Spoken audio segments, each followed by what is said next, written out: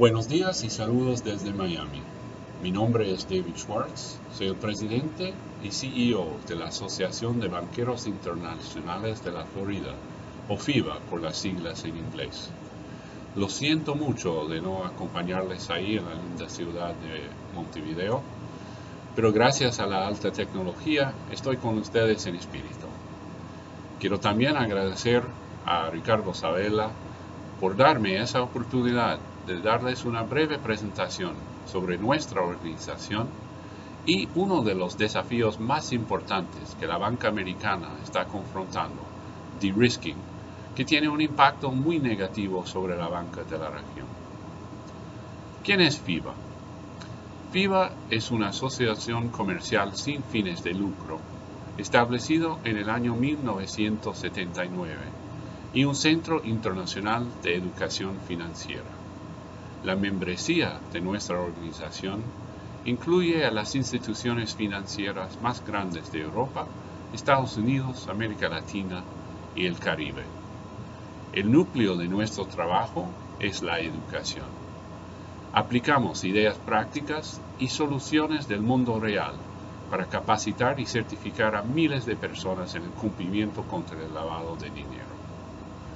FIBA es reconocida por la industria de servicios financieros, los entes reguladores y las autoridades como un centro de excelencia por nuestro conocimiento y experiencia en cumplimiento contra el lavado de dinero, nuestros programas de educación y capacitación de alto nivel.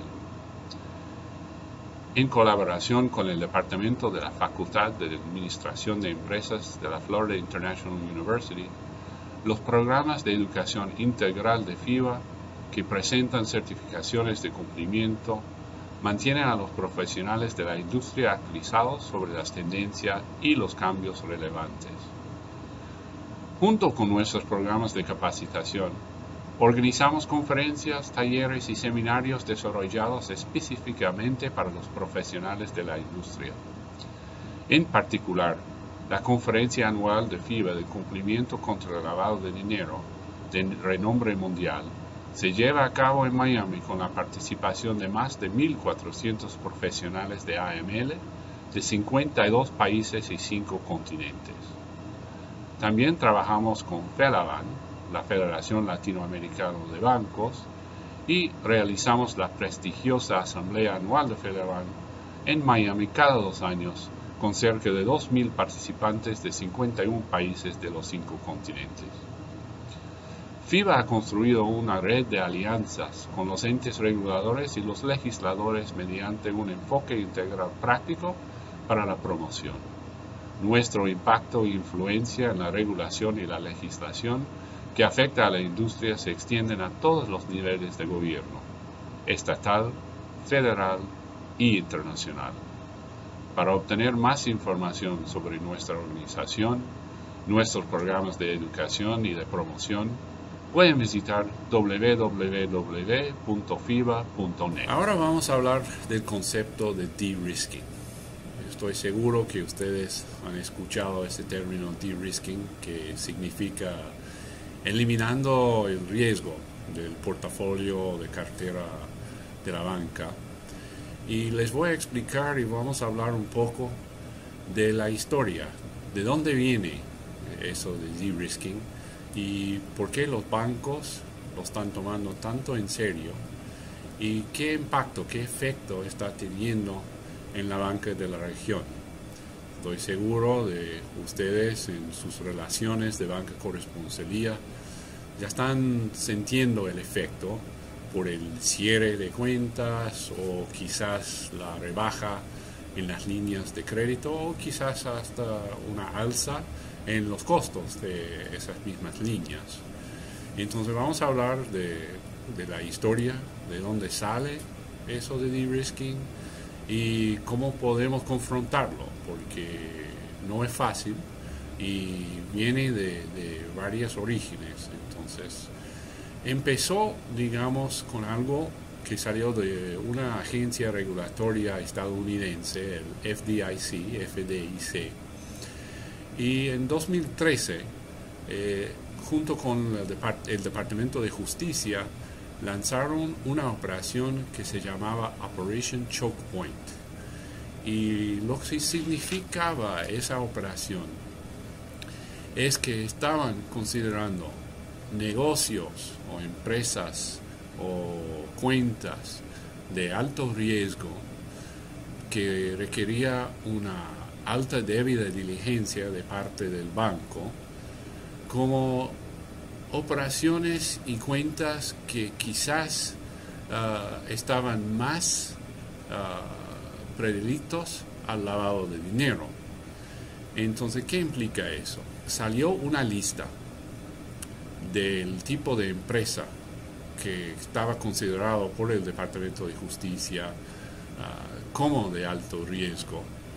Y dentro de esa lista figuraban los de costumbre, o sea, las remesadores, prestamistas del día de pago. Es algo que en los Estados Unidos es muy común.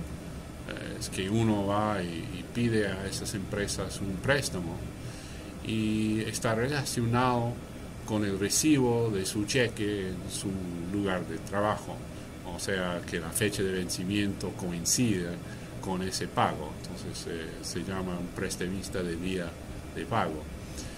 Y entre esos también figuran, o sea, las remesadoras, o sea que son los que emiten las remesas entre los Estados Unidos en la región, sobre todo enviado por familiares que trabajan acá en los Estados Unidos y envían la plata para dar un poco de apoyo a sus familiares en sus países de origen. Es cierto que no se trata de un concepto nuevo, ¿no? O sea, esa eliminación del riesgo, porque ya la banca americana estaba revisando sus carteras, sus portafolios, para hacer un análisis profunda de las actividades de riesgo ahí contenido. Pero ahora con la mayor presión normativa, multas masivas, riesgo para la reputación y causas penales, eso del Operation Choke Point aceleró ese análisis y ya ustedes están sintiendo, como mencionamos, el efecto por el cierre de cuentas, o sea, o por el alzo de costos. Pero tanto que la parte de cumplimiento tiene su impacto en de-risking, hay otro tema que no se ha hablado mucho ni en los Estados Unidos ni afuera, y es el tema de Basilea III. Dentro de los términos del Basilea III acá en los Estados Unidos, promulgado por la Reserva Federal, tiene las clasificaciones de riesgo que uno tiene que aplicar. Y el problema ahí es que después de la gran recesión y la crisis económica global en 2007-2008, había una ley acá en los Estados Unidos que es bien conocido, que se llama Dodd-Frank, que no permite a la banca de depender en sistemas de clasificación de riesgo privadas, tanto como Standard & Poor's o Moody's o Fitch, que todos conocemos y todos hemos utilizado en el pasado. Entonces, promulgando la ley de Basilea III en los Estados Unidos, la Reserva Federal tenía esa restricción también. Entonces buscaron un sistema de clasificación de riesgo para aplicar a todo el sistema financiero. El único que encontraron es un sistema realizado por el OECD. El problema con eso es que es más un sistema de ratings al soberano. No se aplica y no hace una discriminación entre operaciones a corto plazo y largo plazo, o operaciones de comercio exterior contra operaciones comercial. Son considerados todos iguales. El efecto de eso es que toda la banca de la región, y estoy hablando de América Latina y el Caribe, ahora se encuentra con una clasificación de riesgo tan alto que requiere por cada transacción de comercio exterior, y estamos hablando de operaciones a corto plazo, menos de un año, o sea, menos de 180 días, y son préstamos entre bancos, o sea, de banco a banco. Ahora, un banco americano tiene que hacer una reserva de hasta 150% de cada operación que realiza con un banco latinoamericano. ¿Cuál es el efecto en la banca americana? Bueno, ya están saliendo las cifras después de casi un año y según los cálculos de algunos de nuestros miembros, el efecto es entre 2,5 y 3% negativo en el ratio de capital del banco. Eso obviamente ustedes pueden entender es un efecto negativo muy significante, porque ya con Basilea III han subido los requerimientos de capital y liquidez. Entonces, si el negocio de comercio exterior tiene un impacto hasta 3% en ese ratio de capital, obviamente el banco lo va a analizar muy bien para decidir si continúan o no en esa línea de negocio. Y como dije al principio, implica o una alza en los costos para la banca latinoamericana o el cierre eventualmente de las cuentas. Entonces ya hemos recibido en FIBA las quejas de la banca latinoamericana y estamos tratando de explicar el motivo del cierre o de reducción en las líneas de crédito. Y parte, como digo, es de cumplimiento, o sea, las posibles multas, las causas de acción y eso, pero también figura en gran parte Basilea III. FIBA sometió propuestas a la Reserva Federal para tratar de cambiar esa aplicación del sistema de OECD, desafortunadamente sin éxito.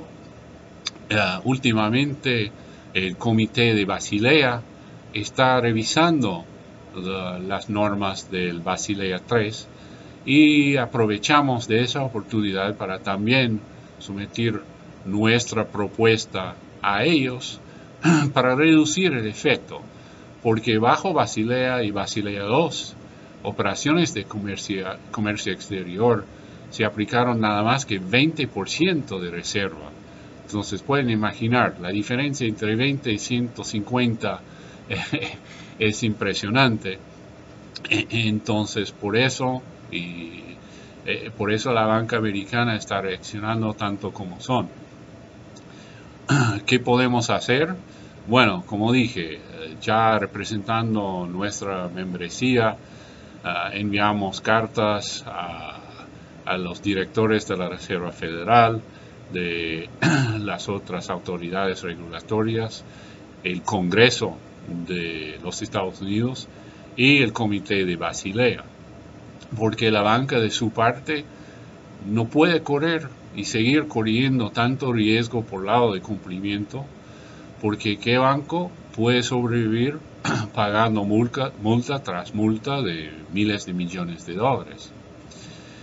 Por el otro lado, tenemos el efecto, como dije, de Basilea III, y entonces estamos buscando otras posibilidades para mantener esas operaciones dentro de la banca, porque el impacto no es solamente sobre la banca de la región, pero también sobre la población, porque obviamente si dejamos de hacer las remesas a los países latinoamericanos, a los familiares, eso quita un apoyo muy importante para esas familias en esos países.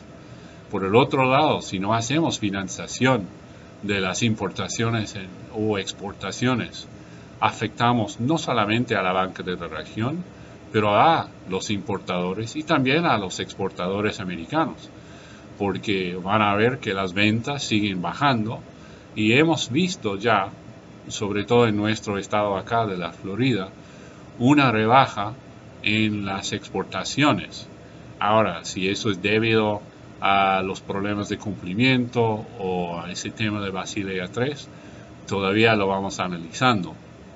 Pero realmente las soluciones se quedan en las manos de la Reserva Federal, del Comité de Basilea y también del Congreso estadounidense. El problema es que después de la crisis económica provocada, o sea, en 2007-2008, eso provocó una protección al consumidor con todas esas leyes, como mencioné, de Dodd-Frank. Entonces, bien difícil de convencer al Congreso, a la Reserva Federal, que necesitamos una relajación en las reglas y las normas que van saliendo, que necesitamos menos regulación.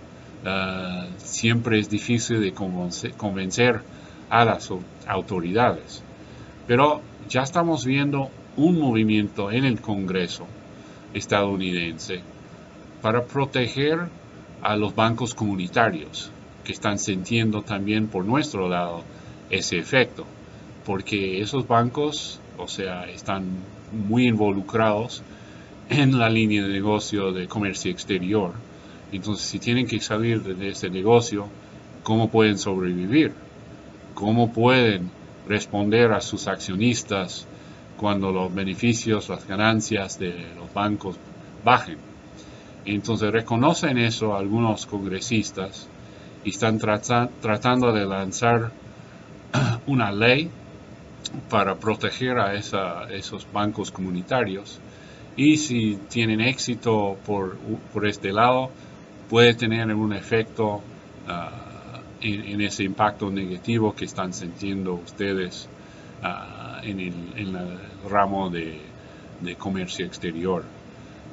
Eso me recuerda mucho de los días después de la salida de la Acta Patriota, cuando nos reunimos en Bogotá en el año 2002 y estábamos requiriendo del lado de la banca americana mucha más debida diligencia e información de la banca de la región. Y lo que yo había escuchado en aquel entonces era: bueno, ustedes nos han abandonado, no tienen más confianza en nosotros.